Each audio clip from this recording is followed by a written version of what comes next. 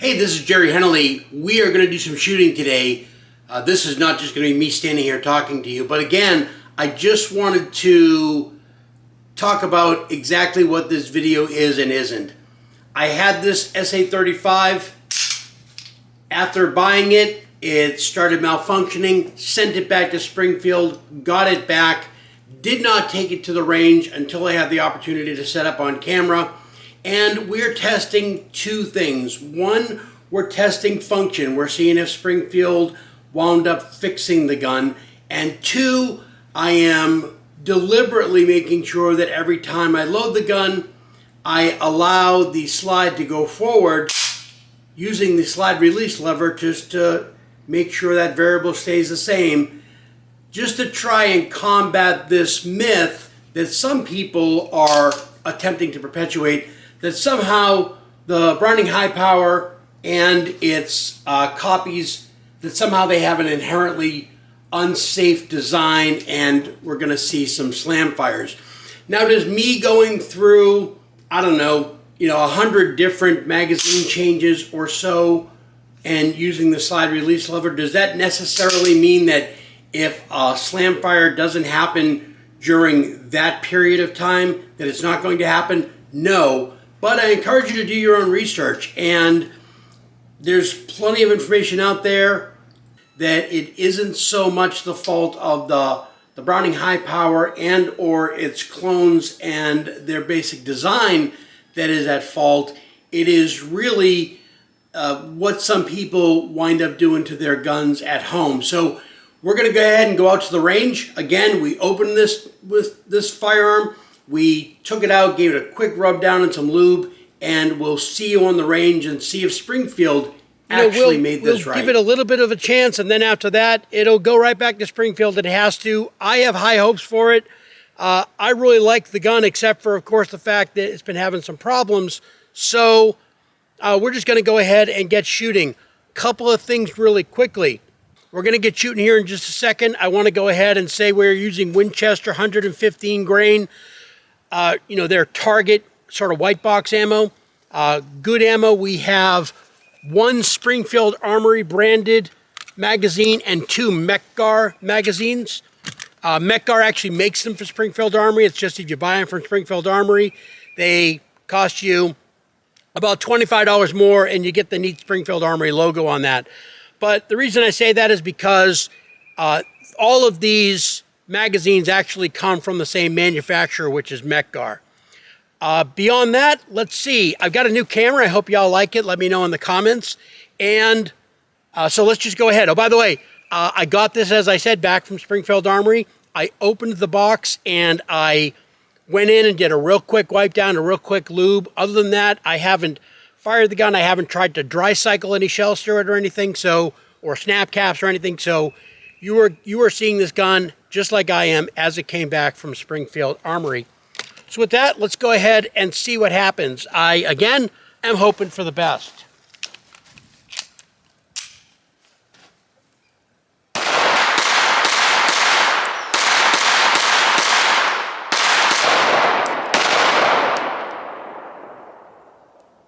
Okay, so right away, that's not good. I don't know what happened, but I seem to have a cocked gun and a dead trigger. The safety is down.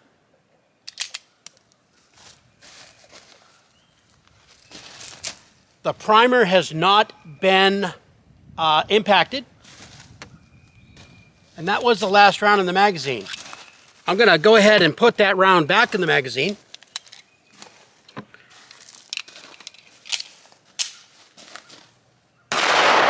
Okay. So that's mystery malfunction. That's not good.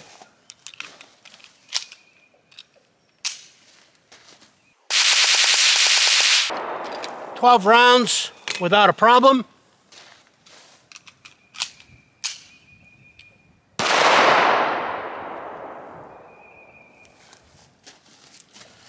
So this is what looks like a failure to extract. You can see we have a partially extracted case in the chamber, and the next round trying to come up. So what I'm going to do to remediate is I'm going to get the magazine out, and I was able to shake out the casing. So far, I am not all that impressed.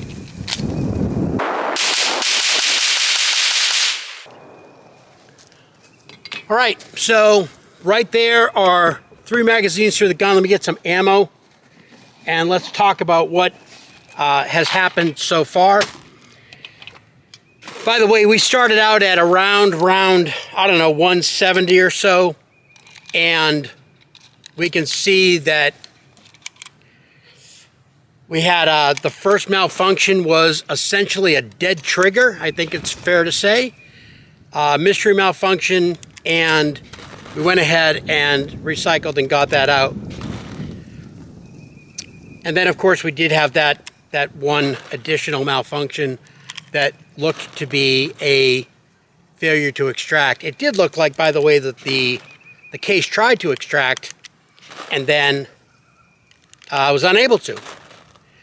Again, if you're looking at a Springfield Armory SA-35 for any sort of carry, duty, concealed carry, self-defense, I really, really want them to work the bugs out on this gun. You know, it's a high-power clone or copy, if you will. They have made some minor changes to it, but you know, it's essentially a Browning high power. And you know, the fact that we could get one made in the U.S. for a reasonable price, all steel gun, you know, is something that honestly was a little too hard to pass up. And so, again, it's really disappointing that we're seeing these problems. I don't necessarily believe in gun break-in. I think that guns need to work from the factory. And, you know, I think any firearms designer or engineer worth their salt will tell you the same thing. So, you know, we'll see what happens.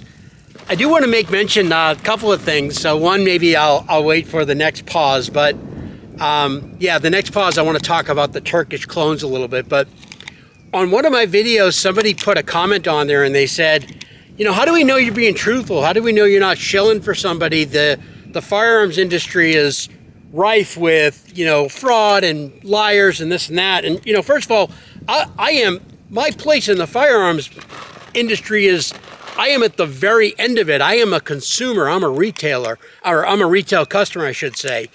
Full disclosure, years ago, I did have a federal firearms license. I was a dealer for a short time. But, you know, now I'm just a customer like the rest of you. And so, but what I found funny about that was I was showing a Springfield Armory pistol failing, just like we're showing it now.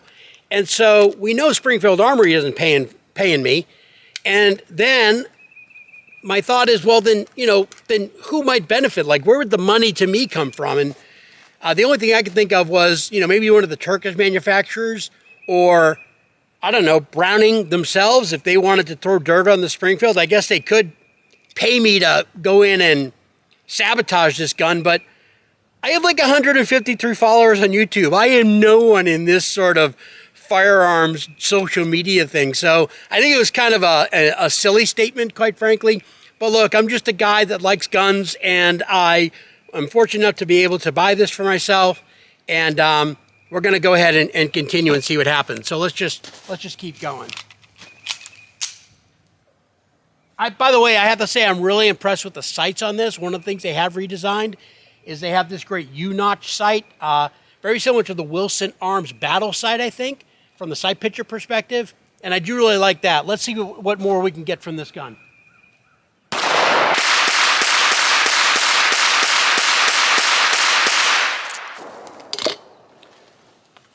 Well, that was 12 or so rounds.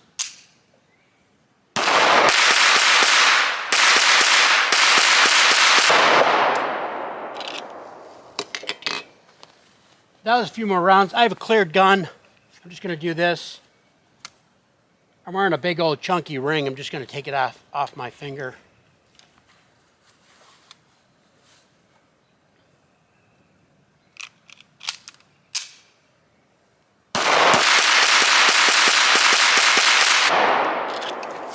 Okay, so that was 3 magazines there. That was flawless feed and ejection. I mean, that's a good sign, right? So let's kind of see what happens. Oh, about the Turkish gun. So somebody had said to me in one of the comments on my YouTube channel, by the way, I got to tell you, so gratifying when, you know, for me, again, I have 153 or so subscribers, and, you know, I'm not somebody that makes any money from YouTube or anything.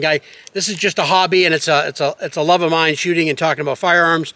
I'm also a firearms instructor, NRA certified, and so I do like shooting and talking about guns. But one of the folks in their comments, they said you should try, I think they call it Gürsan, is the Turkish clone of the Browning High Power. Turkish guns that are made in Turkey and sold in the United States, whether they're under the trade name of Gürsan or TSOS, they're all made by a conglomerate, a government-run conglomerate called MKE. And I think there's also a subdivision, MKEK. But either way, those guns are made essentially side by side with the guns that are made, you know, for the Turkish military and the government. And so I don't think there's anything wrong with them. In fact, I do have another video that I hope to actually shoot today, but it will be a separate video, and I'll tag it maybe somewhere in the video. You know, I own Turkish guns. I own 2 of them. Neither one is a Browning High Power copy, but yeah, I don't have anything against the Turkish guns. Quite frankly, I think that in the marketplace, they've been kind of underrated and maybe even disrespected. I'll talk a little bit more about that in the Turkish guns video that you'll see at some point. But no, for those of you out there that are are watching this and you're, you know, thinking about maybe reading the same comments I am on my videos and saying, well, you know, why isn't he giving any love to these Turkish clones? The reason I'm not giving them any love, quite frankly, is because I don't own a Turkish high power copy. And, you know, this gun is going to wind up running. I might have to wind up getting as much into it as if I just bought a really great condition Belgian high power, but, you know, before it gets there. But I'm not one to kind of give up on these things. So I just, we'll get there with this gun. It would just be nice if it worked out of the box. And quite frankly, Springfield Armory, shame on you, it should work out of the box, especially when I get it back after being fixed the first time. So let's keep going.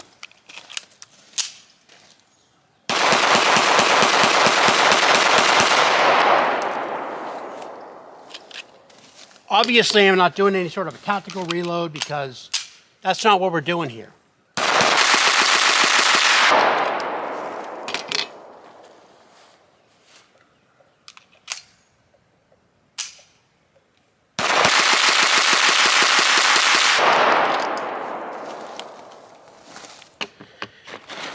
I mean, there is something to be said about maybe there were some burrs or some bugs that needed to be, you know, needed to be worked out.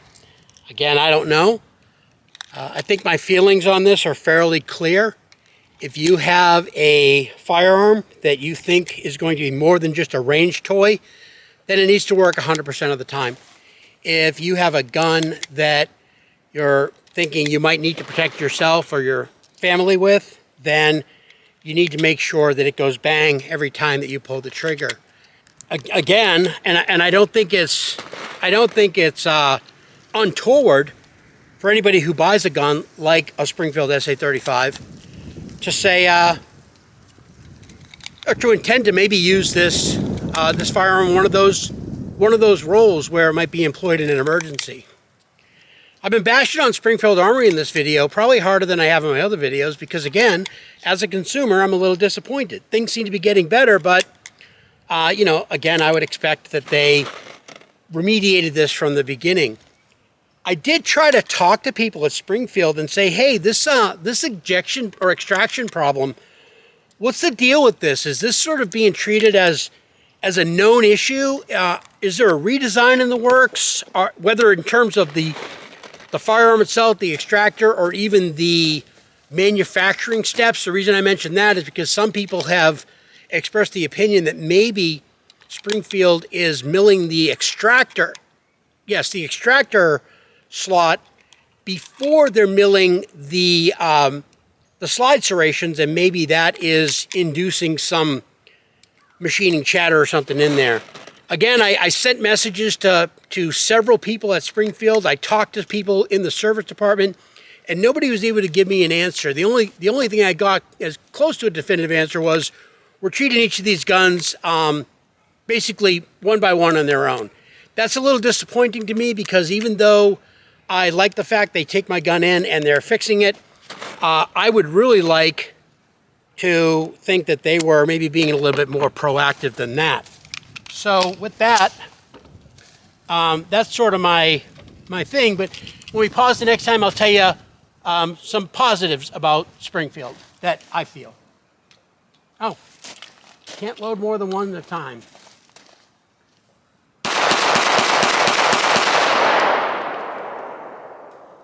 Another failure to extract. We can see that there. Lock the slide back. I'm going to get that magazine out of there. We'll continue with that one. And shaking that casing out. See, just as I was about to say something nice about Springfield, right?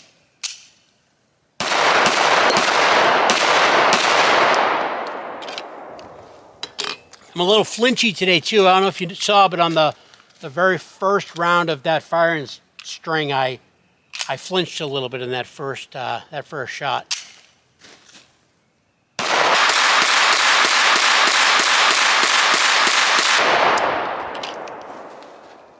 Man, I tell you, it handles so well. It has such a good palm feel.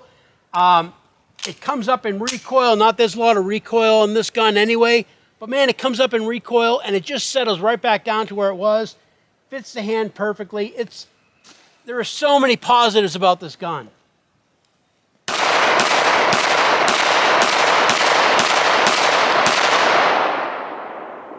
Failure to extract.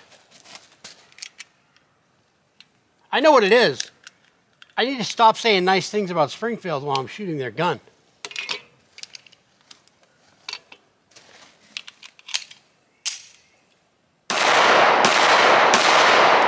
But, you know, there's a lot going on with this gun in terms of its fit, its finish, everything about it, except for the fact that the damn thing doesn't seem to want to work all the time, has been great. And so, you know, I'm kind of wrestling with a little bit of stuff, because I'm like, well, you know, they've done so much else well, but if they can't get this right, then they're just not right. So I have some very favorable opinions of Springfield Armory. The point I was trying to make is that in my comments and some of my videos, some people have said that they're absolutely horrible. They're you know, they have no QC. They have no real quality. Again, I don't really know how much I believe that, because everything I've seen from them seems really good. But again, I'm not a, you know, I don't have gobs and gobs of exposure. Let's go ahead and get some shooting done.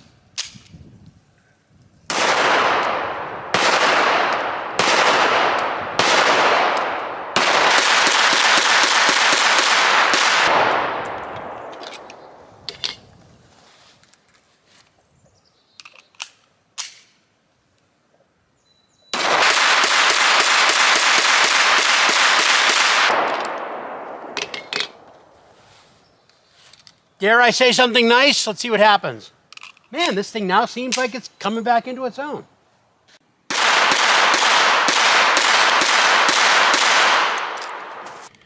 These different issues with the pistol. I think what I'm going to do is, I have a number of rounds in here. These rounds are the remainder of a 400 round package that I bought of this Winchester 115 grain ammo. And I'm going to go ahead and maybe fire through another couple of magazines, and then we'll be done shooting this particular gun for today. We'll come back to it. We still need to have you know, the 1,000 rounds through it. So after I get these 400, after we finally work our way through these, then we're going to be halfway through our test, and I'll be really interested to see what happens in the future. I don't think that I'm going to necessarily send this gun to Springfield. I don't think I'm going to send it back right away. I want to check out some things first. I'm not going to mess with it. I'm not going to modify it.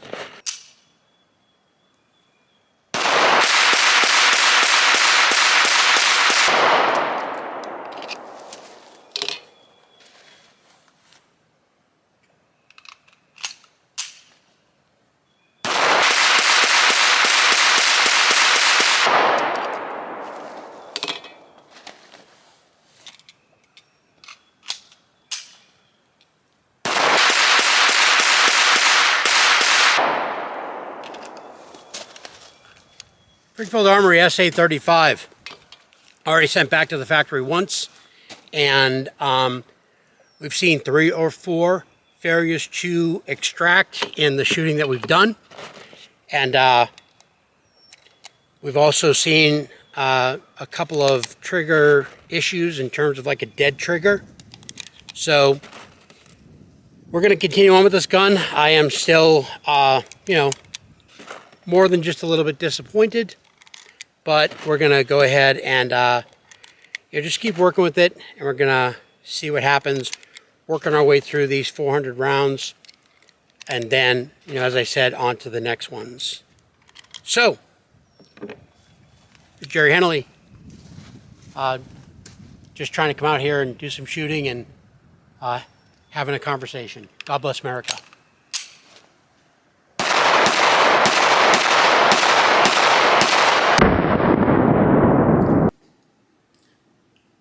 Well, there we have it.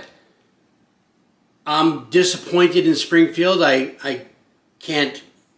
really can't express it. I don't know how you could have a customer, sell them a brand new gun, have that weapon fail, and then get the gun back and not make it right.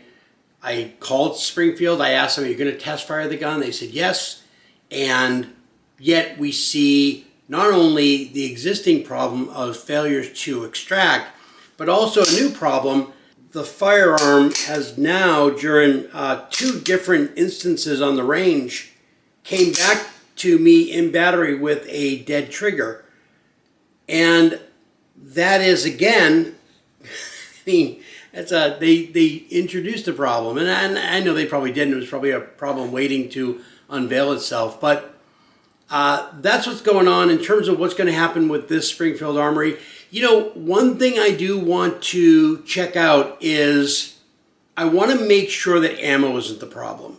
So even though I'm using that Winchester 115 grain jacketed hollow point, I'm sorry, not jacketed hollow point, full metal jacket training ammo, essentially their white box stuff, I am going to give it another go with some maybe a little bit higher quality ammo, and we'll see if we can't get the gun to maybe cycle and work with that ammo. Having said that, the dead trigger issue certainly isn't ammo related, and we need to get that figured out. So more to come from this gun, and we will see you in the next video. Thank you.